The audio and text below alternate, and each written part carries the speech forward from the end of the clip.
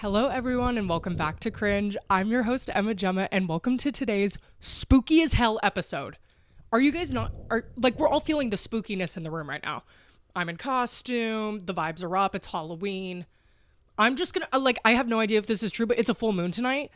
Don't look outside, but, I'm pretty sure it is. Wait, what? What is the, actually, no. If it was a full moon tonight, the astrology girlies are on TikTok. They are on TikTok and they're like, things you need to do for this full moon if you want to manifest prosperity, and a $5 gift card to Ben & Jerry's. A $5 gift card to Bennigan's. That they're on there and they're like, these are the steps that you need to take for Halloween. So my costume this year is I'm a witch. Okay. It's super original. No one is being a witch this year. There's no culturally relevant piece of media that's coming out where any witches are involved or anything. So I would say I'm pretty kind of a trendsetter, if you would dare to say that, honestly. I would dare to say it, because that's just kind of where I'm at with my costume. So I did unfortunately bring myself upon this curse. This corset is getting a lot of talk online because men are mad that women are wearing this corset for costumes, and they're like, this corset isn't a costume. Well, I put a hat on, so it kind of fucking is. Look at it. This is a costume. Hey, corset with tights and a hat and some cunty gloves. That's a costume. What are you dressing up as? A fucking Peter from Family Guy? That's just your normal everyday attire. So don't sit here and fucking tell me, oh, a woman wore a corset for Halloween, it's not a costume. Oh my God. Just say you can't hit. I'm sorry. Sorry. Anyway, whatever. Today we're just yapping. We're just absolutely yapping. Sorry to my roommates. It's just, I was literally on my way home, and I've been feeling the past few weeks that no, I have no cringe content out, and I haven't for an entire month. And that's so sad. No, you can feel the vibe in the studio audience today. Everyone's crying outside. It's really sad. People are crying of joy and of fear, that I'll leave again for another month. People are just scared. But I knew I needed a new episode soon. And I was on my way home from class today. I also have plans in an hour with my boyfriend. So I'm I'm either going to be late or he's going to be dealing with me editing this at his house. So he can have fun with that. And I was like, you know what? We need a spooky Halloween episode. This has to happen. What do you mean I'm not going to have a spooky Halloween episode? That's just not going to fly. That's just not going to fly. Cringe takes Halloween. So yeah, I'm just a fucking witch today.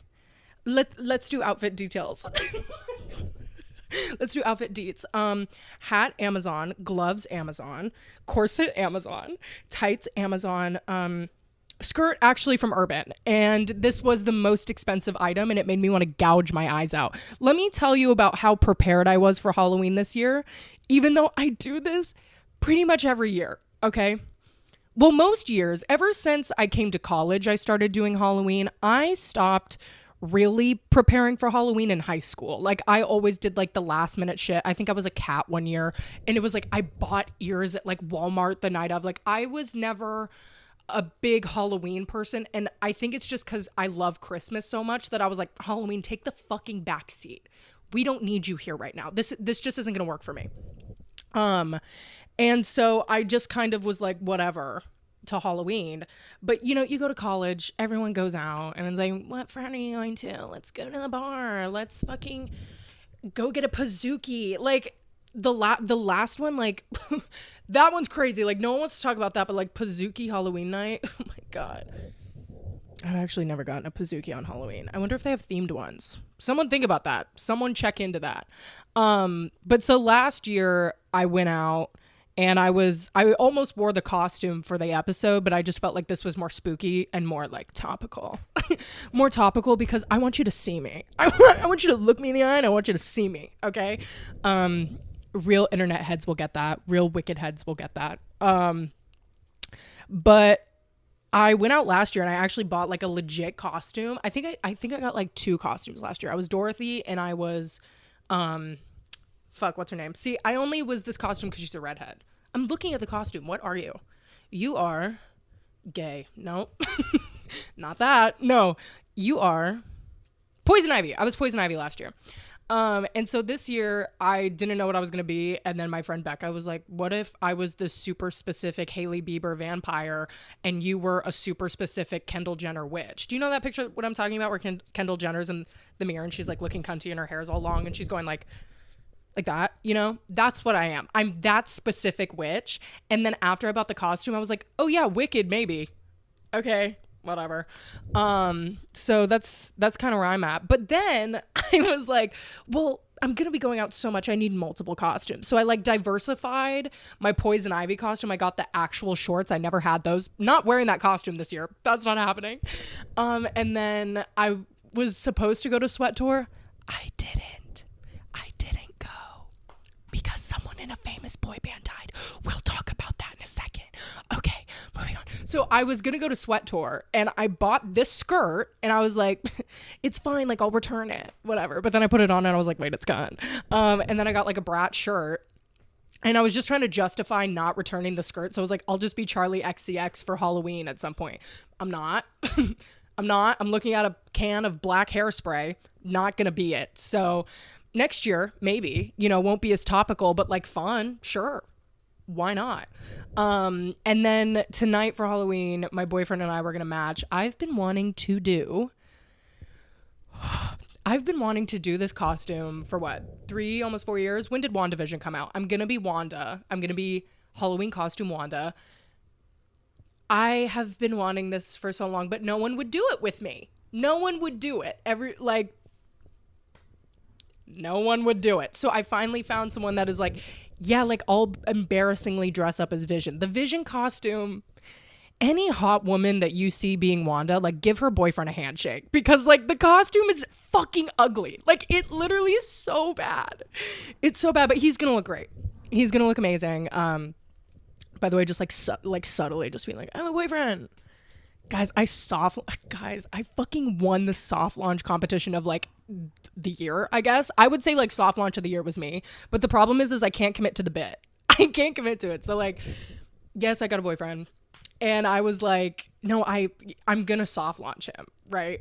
Because I never do, like the last relationship I was in, I was just like, this is my boy. Like it was insane. Like it was so insane. I was just like, we're dating. Everyone was like, what the fuck? So this one I was like, okay, I'm going to soft launch. So I've been trying to take like cute little pictures. I've actually barely been taking any.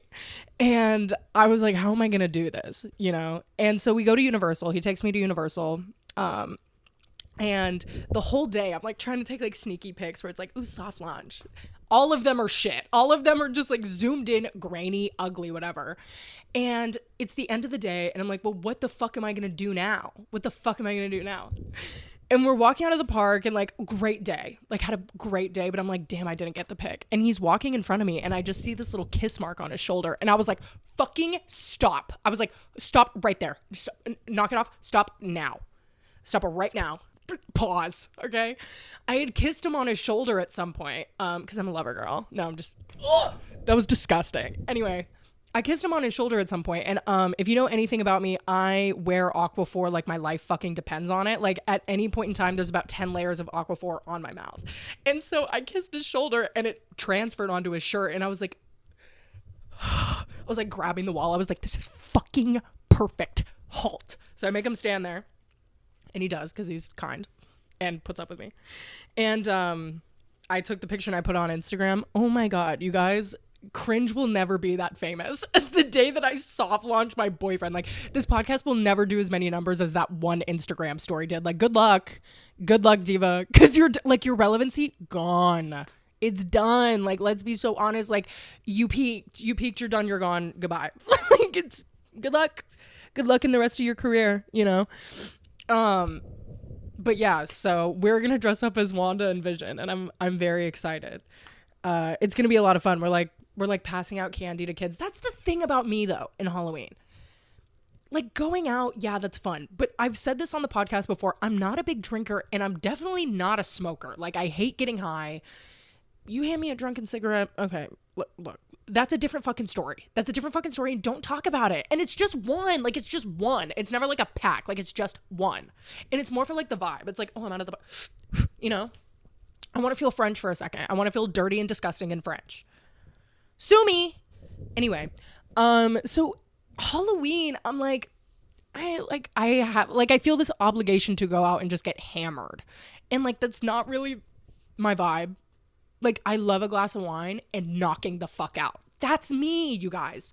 This is real. This is me. I'm exactly who I'm supposed to be with a bottle of rosé in my bed. Like, and that makes me sound like I'm 45. And maybe I am. I don't care. I don't care. I'm just not a big, like, my biggest problem is, you know, I'm 23. I'm in college and in a sorority. So what's like the go-to that everyone's like, let's go to the frats. I'm like, I'm geriatric. I'm too fucking old for this. I can't listen to Pursuit of Happiness one more fucking time. I can't do it. Like, it's gonna drive me up the fucking wall.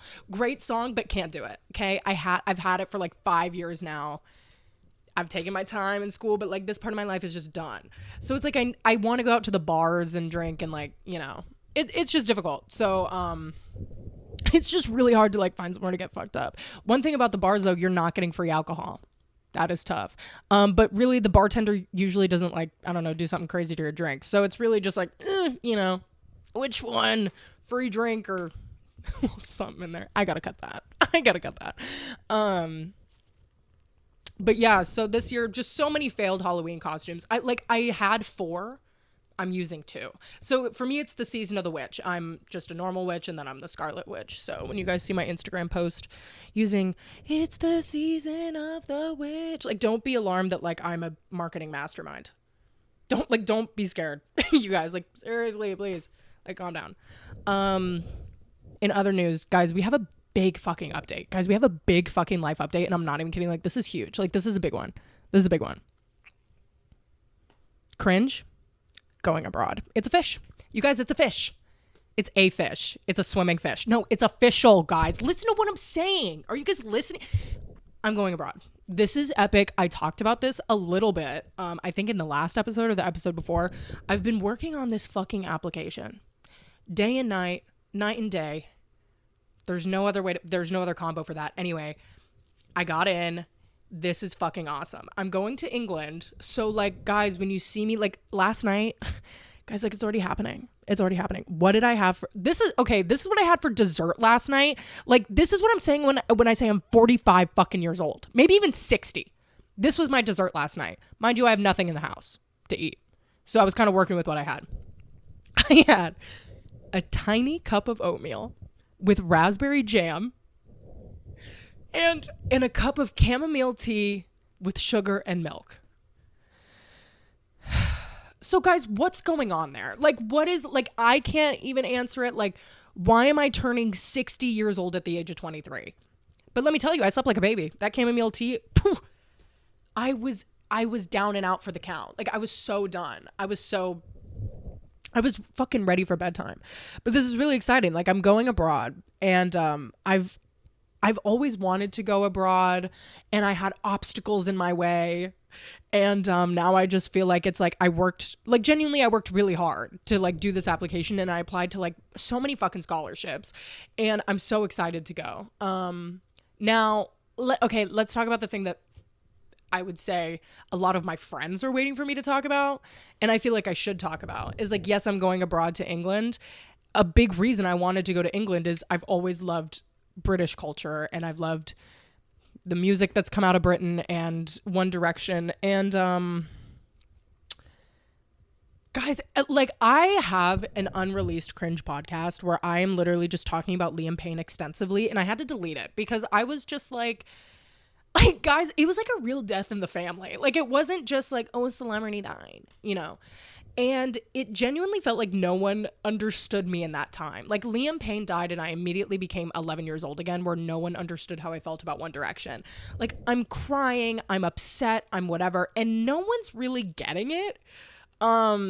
Except honestly my mom. My mom was the only one that fully understood it because she's the one that had to withstand all of the One Direction throughout the years. Every single moment. Oh my God, every single moment. Like, I just felt like I didn't have anyone to mourn this with besides my friends online. And I truly just felt like I was transported back into a teenager because once again, no one understands me in my real life. And what do? I turn to my internet friends that are across the country that we all just have in common, this common denominator of One Direction. I'm still kind of reeling in it. It's such a tragedy. And I also didn't want to post the episode because it was literally the day after it happened. And I was so just like sporadic and like didn't really know how I felt. And also we didn't know everything. Like at the time that I recorded that episode, I think the only thing we knew is that there were drugs in his system. I didn't even know what drugs yet. The pink cocaine, whatever the fuck that is. We just knew that he like got it from a hotel staff and it looked like he jumped off.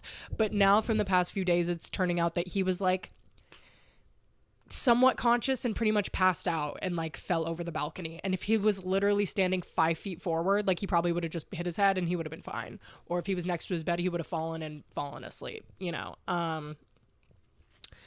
It's such a sad thing. And honestly, I have to say, like, it's a very weird thing to grieve someone you've never met and to like have like such a visceral reaction over a celebrity dying. I've never had this. Like, to me, and this isn't even me trying to be dramatic, Liam Payne dying felt like my childhood died. And it still kind of feels that way. And I saw a lot of TikToks talking about like how Liam Payne's death kind of triggered like a quarter life crisis. And that's exactly what it did for me. It felt like it was making me reflect on the fact that like this part of my life is literally closed. Like it will not happen again ever the way that I envisioned it or I experienced it as a child. And it was just such like a sobering moment of like, holy shit. I'm 23 years old. I'm not 11 anymore with my room filled with One Direction posters. I mean, now we got Harry, Lizzie, Taylor. Like the remnants of 11-year-old me are always still here. The fandomness of everything is always still here, but it's not as obsessive as it was. And so it just made myself and so many people just reflect on like that time in our lives. And like it is great to see the One Direction community popping back up, but not in the way that like anyone wanted it to be. Like that's really sad, you know? Like we all thought that it was going to be like a reunion in like 15 years, whatever. I thought it was going to be 15 years. I know a lot of people, here's my thing. This death has made a lot of One Direction fans come out of the woodwork. I shouldn't talk. Fuck. Guys, I just had an experience with a One Direction fan that really just like tested my patience. And the thing is I kind of had this realization of like One Direction fans are kind of few and far between nowadays. Like I wouldn't consider myself like a Directioner anymore. I consider myself like a Harry fan. But for 10 years of my life, no, probably like 7 or 8 years, you know, the entire time they were abandoned, and like 2-3 years after, I was passionate about like, no, like I'm a One Direction fan. Like I still love One Direction, but this just kind of made like this death just made me like have this perspective of like, oh, I have changed. And it's just kind of like this marker of like, I didn't realize all these changes were happening because I wasn't consciously thinking about it. Like now I wouldn't say like, oh, I'm a Directioner. Also, I don't know who uses the word Directioner in 2024 anymore. If you still are, like, I mean, it's a little bit of a side eye for me. Like, it's like, I don't know. I feel like when they broke up, we all kind of had like a moment of, well, a lot of people had a moment of like, well, no, they'll get back together at some point. But then as time goes on, you kind of choose your lane. And like, I'm a Harry fan. I like Niall, you know. It just kind of made me have that perspective of, oh, I grew up. You know, and like I grew up and my childhood is over, and like it's literally like never going to be the same that it was because the members aren't, one of them is gone. Like what do you do with that? Like literally, if my one and only One Direction concert, because I was only able to ever afford one concert, was the On the Road Again tour, and Zayn had already left the band. So the only people I saw were Louis, Niall, Harry, Liam. That was it. It was just the four of them. And I will say, like, from what I remember of my concert, Liam, like, so was the showman of it all. Like, I love Harry now, but Harry didn't become, like, the showman that he is until he went solo, until he, like, discovered himself. Like, I just remember Liam, like, owning the stage. And, like, he was so, like, the most professional of them all. I'll never forget. I thought, because I'm like 13. I was like, this is like the most epic moment of my life. Like my life will never be the same. I looked back at the Instagram post that I made when I went to my concert. The caption was so like, I was cringing, but I'm like, that's so cute. I was like, I have never, and I mean ever, been as happy as I am right now. One Direction, you mean everything to me. Like it was just like such an outpouring of love, you know? And I just remember at that concert, Liam, because my concert was at Levi Stadium, and it was for Steal My Girl. His line was like something, he like switched the words because there was a lyric about jeans, and he said like Levi jeans. It's the lyric in Steal My Girl. I can't really remember it right now, and I don't feel like singing, but I just remember being like, oh my God, like he like changed it like for our show, like we're so special, you know? And I don't know, this really just made me take a step back and consider like how much I've grown within the One Direction fandom. Like I said, I don't consider myself a Directioner anymore, but I am a One Direction fan. And I at one point was a Directioner, because I feel like that's a very different distinction. Being a One Direction fan and being a Directioner, two totally different things. Like Directioner is like, those are the bitches that knew like I knew blood types. I knew alleged penis sizes. Don't know where they got that, but like the alleged, I don't know where the fuck people got that. You know, Directioners, they would like break into fucking security footage. They would find out what airport they were going to. I didn't do that, but like I would hear about it, you know. I was in on all the theories. Like I knew about all the lore. And I will say like the lore has stopped because like the band broke up. You know, I feel like any Directioner that's still around, the lore is really just like, oh, they interact every once in a while. And now the worst interaction possible has happened of them, you know, all, oh my God. When they signed that joint statement, guys, oh, I was just a wreck. Like, I'm still really upset. Like, the fact that they signed that joint statement in like age order, like oldest to youngest, Liam would have been smack dab in the middle. Like the thing is like you just look at the list of names. Zayn, no. Yeah. Zayn, Louis, Niall, Harry. Yeah, I think that's right. And the fact that Liam would have been right there in the middle, and you can just feel it missing. And like you look at those four names together, it doesn't feel like One Direction. It doesn't like, now it's like if you were to look at a statement that was Liam, Niall, Harry, Louis, you'd be like, okay, yeah, One Direction. But the fact that Liam was gone, like that's the heart and soul of that band. He really was. He was the one that cared the most. He's the one that wanted to be in the band the fucking most. It was just heartbreaking. And I actually went, I don't know if you'll be able to see it, but I got Liam's arrows tattooed on my wrist. It needs to be touched over a little bit. It kind of a little janky right now. I wanted it fine line, like really tiny. And I was like going back and forth. I was like, should I even do this? Like, you know, this is going to be on my body forever. And then I was thinking, I was like, I'm 23 years old and this band is still relevant in my life. This band will be a part of my life forever, whether they're together or not. So it just felt right. And so I got 5 arrows for all 5 members. It isn't even necessarily for Liam. It's more for like, it's a One Direction tattoo, you know? I think it kind of closed out the chapter of my life for me. Like, I don't know. It felt like a bookend, which is so weird. Guys, it's so weird. Like, to me, like, I always wanted a One Direction tattoo. If I was able to get a tattoo at the age of 13, oh, there would be like the 1D logo on my ass cheek. Or it would just be like on my chest, just as like One Direction across my neck. It would be bad, you know? So I think I was really hesitant because I was like, I don't want it to feel like corny. I don't want it to feel whatever, but I actually really love the tattoo and I think it's going to look really good when it's like touched up. But it felt like a bookend to me because I always wanted this. And it's like, there's no other time that this is going to feel right to do it because this, like, to me, One Direction will perform together again. And in my head, it's going to be a tribute and it will be done. And they will never come back. Like, it's done. It's dead. Like, this is the greatest boy band of our generation, bordering with the Beatles. I would say, honestly, like, you know, I'm going to say they're better than the Beatles. You know, I'm going to say that for this period of time, they had the same, if not a bigger impact on the culture than the Beatles. And I'm going to say that right now. And I'm going to say that right now. I don't care. I don't care what you have to say. I don't care. And so the fact that it's just like gone, it's over, insane. Yeah, I don't know. I have a lot of feelings and they're really hard to manage. It's also hard to manage the fact that like Liam was kind of a piece of shit at the end of his life and like abusive and X, Y, and Z. And so if you're side-eyeing me and being like, why do you care so much? My mourning is for like 17-year-old Liam Payne and more for my childhood than anything. And also just the tragedy of how he died. Like he has a son. Like it's just, guys, it's just fucking awful. It really is just fucking terrible.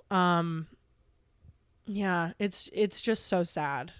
And yeah, I haven't even really put anything on TikTok. Like that's another thing. Is like I've always made One Direction content. Like we talked about it. Like when I was in 8th grade, I had no friends. So what did I do? I was making One Direction content for myself and for the people that found me on YouTube. Like that was my community. And that's how like I was able to kind of get through a troubling time. I have found that every time things get hard, I go back to One Direction and I revert back to a directioner. I still wouldn't like use that label anymore, but like a One Direction fan. Like COVID, that's when I became like TikTok popular, not famous. That's when my TikTok was popping off because I was making so much One Direction content because they had a resurgence because everyone is just like stuck at home and people are finding out about One Direction, and I make all this content again and like that's how I gained my following because like times were tough. What did I do? I listened to One Direction again. I dove into my Harry Styles obsession. It's always the members. I moved to a new city. What did I do? I went to 6 fucking Harry Styles concerts and made a bunch of new friends through that experience because things were hard. What did I do? I leaned on the thing that gives me the most comfort. And so I don't know. It's just a weird thing to think about that like this thing that I have built so much of like my social media presence off of is like dead. You know, there's no other word for it. It's like you can't really, it's just like changed everything. Like everything is so completely different now. It's hard to kind of give yourself that grace and that ability to try to make it feel like it's normal again, like when you were a kid and you first liked it. Like it's never gonna feel that way. It's never gonna feel that way making content. It's never gonna feel that way listening to the music. That's the worst part. The music is so different. Like I try listening to it. Every time he sings, I'm like night changes, put a revolver to my temple. Put a revolver to my temple. I don't know if I'll ever be able to listen to that song the same again. Same with Story of My Life. That one, chat, just so bad. So bad. Anyway, shorter episode today. I just wanted to put something out for the spooky season and just kind of have this moment to address the Liam Payne of it all, address the Halloween of it all, give you guys some life updates. And yeah. Oh, last thing. Sorority era almost over. Like that kind of just goes with like the studying abroad part, but sorority era almost over. Like President Emma will be no more in like a month. And while I am I am gonna miss it, your girl is tired. I'm feeling, I started off as Kamala. I'm feeling like Joe. Okay, I'm feeling like Joe Biden at this point. I just like, but I'm also going to feel like Joe the second I'm done. Like, I'm going to be like a revived Joe Biden. Like, it's not even going to be like, oh, she's going to have like the energy of Kamala again. No, I'm going to be like a somewhat agile 80-year-old just being like, I got some fire back in me, which is, I'm excited. I'm excited to have a little pep in my step. Speaking of politics, the election is on November 5th. I know not a lot of people listen to me, but I would be absolutely ridiculous to not say, please fucking go out and vote blue. I will tell you right now, I'm going to tell you who I think you should vote for. And I think you should vote for the rights of women and gays and anyone that is not a white cis male. Okay. Go out and vote for Kamala Harris. This is like not a joke. This is not something to take lightly. This is a matter between The Handmaid's Tale and just like a normal life. So, Go out and vote. Make sure your voice is heard wherever you are. It doesn't matter if you're in somewhere like fucking California, where of course we're going to go blue. That may not happen. Okay. You never fucking know. So go out, use your voice, vote on November 5th. Oh, next episode, we will debrief whatever the fuck happened in the election. I'm scared. Okay. Thank you guys so much for listening, or watching. Make sure to follow us on all of our socials at Cringe Podcast Official on Instagram and on TikTok. And if you are listening on Spotify, make sure to check us out on YouTube. And if you're watching us on YouTube, make sure to check us out on Spotify. Give us a little follow. Do a little review. Put a little 5 stars, you guys. Put a little 5 stars. Like, rate my costume. Rate my costume. Like, give 5 stars and be like, costume rating is a 5. Like, she ate down. The witchiest witch in all of the West. That was kind of good. I love you guys all so much. Have an amazing rest of your week. Bye. Happy Halloween.